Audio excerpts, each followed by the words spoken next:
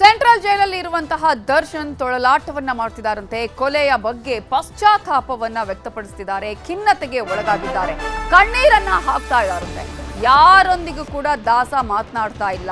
ಈಗಾಗಲೇ ಜೈಲಿಗೆ ಸೇರಿ 21 ದಿನಗಳು ಕಳೆದಿದೆ. ಇಂತಹ ಸಂದರ್ಭದಲ್ಲಿ ಈ ಒಂದು ಕೊಲೆಯ ಬಗ್ಗೆ, ಈ ಘಟನೆಯ ಬಗ್ಗೆ ಸಾಕಷ್ಟು ಪಶ್ಚಾತ್ತಾಪವನ್ನು ವ್ಯಕ್ತಪಡಿಸ್ತಾ ಇದ್ದಾರಂತೆ. ಖಿನ್ನತೆಗೆ ಒಳಗಾಗಿರೋದು, ಕಣ್ಣೀರು ಹಾಕ್ತಾ ಇದ್ದಾರೆ. ವರ್ಕೌಟ್ ಕೂಡ ಇಲ್ಲ ಜೈಲಲ್ಲಿ. ಇನ್ನೊಂದು ಕಡೆ ಜೈಲೂಟ ಸೇರ್ತಾ ಇಲ್ಲ. ಈಗಾಗಲೇ ಕೋರ್ಟ್ನಲ್ಲಿ ಅಪ್ಲಿಕೇಶನ್ ಕೂಡ ಹಾಕಲಾಗಿದೆ, ಮನೆ ಊಟ ಬೇಕು ಅಂತ ಹೇಳಿ. ಇಲ್ಲಿವರೆಗೂ ಕೂಡ ಸಿಕ್ಕಿಲ್ಲ. 18ನೇ ತಾರೀಕಿನಲ್ಲಿ ಏನಾಗುತ್ತೆ ನೋಡಬೇಕು. ಇನ್ನು ದಿನೇ ದಿನೇ ಕುಗ್ಗಿ ಹೋಗ್ತಿದ್ದಾರಂತೆ ದರ್ಶನ್. ಇದರಿಂದ ಹೊರ ಬರೋದಕ್ಕೆ ದರ್ಶನ್ ಪ್ರಯತ್ನವನ್ನ ಮಾಡ್ತಾ ಇರೋದು ಹೇಗೆ, ಆತ್ಮಸ್ಥೈರ್ಯವನ್ನ ಹೆಚ್ಚಿಸಿಕೊಳ್ಳುವತ್ತ ದಾಸ ಈಗ ಚಿತ್ತವನ್ನ ಹರಿಸ್ತಾ ಇದ್ದಾರೆ. ಅದೇ ಕಾರಣಕ್ಕಾಗಿ ಮನಸ್ಸಿನ ಕಂಟ್ರೋಲ್ಗೆ ಧ್ಯಾನ, ಯೋಗದ ಮೊರೆ ಹೋಗ್ತಾ ಇದ್ದಾರಂತೆ ದರ್ಶನ್. ಅಷ್ಟು ಮಾತ್ರ ಅಲ್ಲ, ಬದುಕು ಬದಲಿಸಿಕೊಳ್ಳಲು ದರ್ಶನ್ ಪ್ರಯತ್ನ ಮಾಡ್ತಾ ಇದ್ದು ಆಧ್ಯಾತ್ಮ ಪುಸ್ತಕಗಳ ಮೊರೆ ಹೋಗ್ತಾ ಇದ್ದಾರಂತೆ ದರ್ಶನ್. ಸ್ವಾಮಿ ವಿವೇಕಾನಂದ ಅವರ ಜೀವನ ಚರಿತ್ರೆಯ ಪುಸ್ತಕವನ್ನ ಓದ್ತಾ ಇದ್ದಾರಂತೆ. ಕುವೆಂಪು, ಶಿವರಾಮ್ ಕಾರಂತ್, ಬೇಂದ್ರೆ ಅವರ ಪುಸ್ತಕಗಳನ್ನ ಓದುವಂತಹ ಕೆಲಸವನ್ನ ಮಾಡ್ತಾ ಇದ್ದಾರಂತೆ. ಈಗಾಗಲೇ ಒಂದ್ ಕಡೆ ಧ್ಯಾನ, ಯೋಗದ ಮೊರೆ ಹೋದ್ರೆ, ಮತ್ತೊಂದು ಕಡೆ ಈಗಾಗಲೇ ಶಿವರಾಮ್ ಕಾರಂತ್ ಆಗಿರ್ಬೋದು, ಬೇಂದ್ರೆ ಆಗಿರ್ಬೋದು, ಕುವೆಂಪು ಆಗಿರ್ಬೋದು, ಹಾಗೆಯೇ ವಿವೇಕಾನಂದ ಅವರ ಜೀವನ ಚರಿತ್ರೆಯ ಪುಸ್ತಕವನ್ನ ಓದುವಂತಹ ಅಭ್ಯಾಸವನ್ನ ರೂಢಿಸಿಕೊಳ್ತಿದ್ದಾರಂತೆ. ಬದಲಾದ ಹವ್ಯಾಸದಿಂದ ಮನಸ್ಸಿಗೆ ಹಗುರವಾಗಿದೆಯಂತೆ. 2 ದಿನಗಳಿಂದ ದರ್ಶನ್ ವರ್ತನೆಯಲ್ಲಿ ಸಾಕಷ್ಟು ಬದಲಾವಣೆ ಕಾಣಿಸ್ತಾ ಇದೆಯಂತೆ. ಈಗಾಗಲೇ ಈ ಒಂದು ಘಟನೆಯಿಂದ ಸಾಕಷ್ಟು ಮನನೊಂದಿರುವ ದರ್ಶನ್ ಖಿನ್ನತೆಗೆ ಒಳಗಾಗ್ತಿದ್ರು. ಖಿನ್ನತೆಯಿಂದ ಹೊರ ಬರೋದಕ್ಕೆ ದರ್ಶನ್ ಸತತ ಪ್ರಯತ್ನವನ್ನ ಮಾಡ್ತಾ ಇದ್ದಾರಂತೆ. ಈಗಾಗಲೇ ದರ್ಶನ್ ನೋಡಿ ಸಹ ಕೈದಿಗಳು ಕೂಡ ಧ್ಯಾನದ ಮೊರೆ ಹೋಗ್ತಿದ್ದಾರಂತೆ. ದರ್ಶನ್ ನೋಡಿ ಇತರೆ ಕೈದಿಗಳು ಕೂಡ ಪುಸ್ತಕವನ್ನ ಓದುವಂತಹ ಪ್ರಯತ್ನ ಮಾಡ್ತಿದ್ದಾರಂತೆ. ಆತ್ಮಸ್ಥೈರ್ಯವನ್ನ ಹೆಚ್ಚಿಸಿಕೊಳ್ಳಲು ಆಧ್ಯಾತ್ಮದ ಮೊರೆಯನ್ನ ಹೋಗ್ತಾ ಇದ್ದಾರಂತೆ.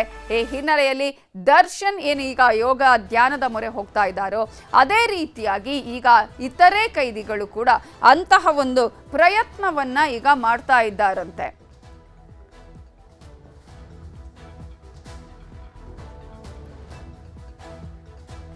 ಇದೇ ವಿಚಾರಕ್ಕೆ ಸಂಬಂಧಪಟ್ಟ ಹಾಗೆ ಇನ್ನಷ್ಟು ಡೀಟೇಲ್ಸ್ ಅನ್ನ ಕೊಡೋದಕ್ಕೆ ನಮ್ಮ ರಿಪೋರ್ಟರ್ ಮುನಿರಾಜು ಈಗ ನೇರ ಸಂಪರ್ಕದಲ್ಲಿ ಜಾಯಿನ್ ಆಗಿದ್ದಾರೆ. ಮುನಿರಾಜು, ಈಗಾಗಲೇ ಈ ಒಂದು ಘಟನೆ ನಡೆದ ಆಲ್ಮೋಸ್ಟ್ 1 ತಿಂಗಳು ಕಳೆದು ಹೋಗಿದೆ. ಜೈಲಲ್ಲಿ 21ಕ್ಕೂ ಹೆಚ್ಚಿನ ದಿನಗಳ ಕಾಲ ಕಳೀತಾ ಇರುವಂತಹ ಸಂದರ್ಭದಲ್ಲಿ ದರ್ಶನ್ನ ವರ್ತನೆಯಲ್ಲಿ ಅಥವಾ ಈಗಾಗಲೇ ಸಾಕಷ್ಟು ಖಿನ್ನತೆಗೊಳಗಾಗಿದ್ರು, ಅದರಲ್ಲೆಲ್ಲ ಬದಲಾವಣೆಗಳು ಆಗಿದೆಯಾ? ಅದಕ್ಕೆ ಈಗ ಒಂದು ಕಡೆ ಪುಸ್ತಕದ ಮೊರೆ ಹೋಗೋದು, ಧ್ಯಾನ, ಯೋಗದ ಮೊರೆ ಹೋಗಿರುವಂಥದ್ದು, ಇದು ಅವರಿಗೆ ಸಕ್ಸಸ್ ಅನ್ನ ತಂದು ಕೊಟ್ಟಿದೆಯಾ? ಬದಲಾವಣೆ ಆಗಿದೆಯಾ ಹೇಗೆ ಅಂತ?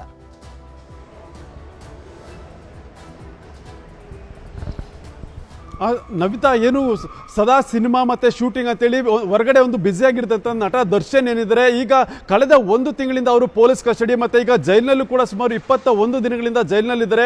ಈ ಸಂದರ್ಭದಲ್ಲಿ ಅವರು ಸಾಕಷ್ಟು ಖಿನ್ನತೆಗೆ ಮತ್ತು ಮಾನಸಿಕವಾಗಿ ಸಾಕಷ್ಟು ಕುಗ್ಗುವಂಥ ಕೆಲಸವೂ ಕೂಡ ಆಗ್ತಾ ಇತ್ತು. ಯಾಕೆಂದರೆ ದಿನನಿತ್ಯ ಶೂಟಿಂಗ್ ಮತ್ತು ಸಿನಿಮಾ ಅಂತೇಳಿ ಹೊರಗಡೆ ಶೂಟಿಂಗ್ನಲ್ಲಿ ಬ್ಯುಸಿಯಾಗಿರ್ತಾ ಇದ್ರು. ಅಂಥ ವ್ಯಕ್ತಿ ಈಗ 4 ಗೋಡೆಗಳ ಮಧ್ಯೆ ಇಡೀ ದಿನವನ್ನು ಕಳಿಬೇಕಾಗುತ್ತೆ. ಆ ಸಂದರ್ಭದಲ್ಲಿ ಅವರು ಸಾಕಷ್ಟು ಈ ಒಂದು ಕೃತ್ಯವನ್ನು ಎಸಗಿ ಪಶ್ಚಾತ್ತಾಪ ಪಟ್ಟಿದ್ದು ಮತ್ತು ಒಂದು ಮಾನಸಿಕವಾಗಿ ಅಲ್ಲೊಂದು ಕಡೆ ಕುಗ್ಗುವಂತ ಕೆಲಸವೂ ಕೂಡ ಆಗ್ತಾ ಇತ್ತು.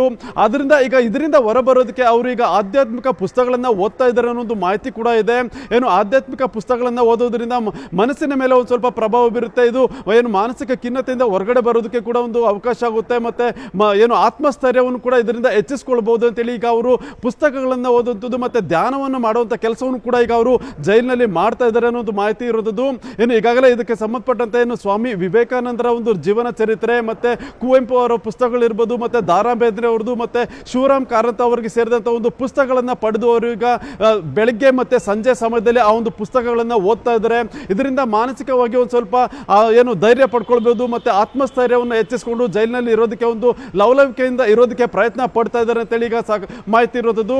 ಆದ್ರಿಂದ ದಿನ ಬೆಳಗ್ಗೆ ಮತ್ತೆ ಸಂಜೆ ಸಮಯದಲ್ಲಿ ಅವರು ಧ್ಯಾನದ ಮೊರೆ ಹೋಗ್ತಿದ್ದಾರೆ. ಏನು ಜೈಲಿನ ಒಂದು ಸೆಲ್ ಏನಿದೆ, ಆ ಒಂದು ಸೆಲ್ನ ಮಧ್ಯಭಾಗದಲ್ಲಿ ಒಂದು ಕಾರ್ಪೆಟ್ ಅನ್ನು ಹಾಕೊಂಡು ಅವ್ರೀಗ ಅಲ್ಲಿ ಧ್ಯಾನವನ್ನು ಮಾಡ್ತಾ ಇರೋದು. ಇದರಿಂದ ಎಲ್ಲೊಂದು ಕಡೆ ದೇಹದ ಮೇಲೆ ಕೂಡ ಒಂದು ಪರಿಣಾಮ ಬೀರುತ್ತೆ, ಮತ್ತೆ ಮನಸ್ಸಿನ ಒಂದು ಬಲವನ್ನ ಹೆಚ್ಚಿಸಿಕೊಳ್ಳೋದಕ್ಕೂ ಕೂಡ ಇದು ಸಹಕಾರಿ ಆಗುತ್ತೆ ಅಂತೇಳಿ ಈಗ ಅವರು ಒಂದು ಹೊಸ ಒಂದು ಮಾರ್ಗವನ್ನ ಹುಡ್ಕೊಂಡಿದ್ದಾರೆ.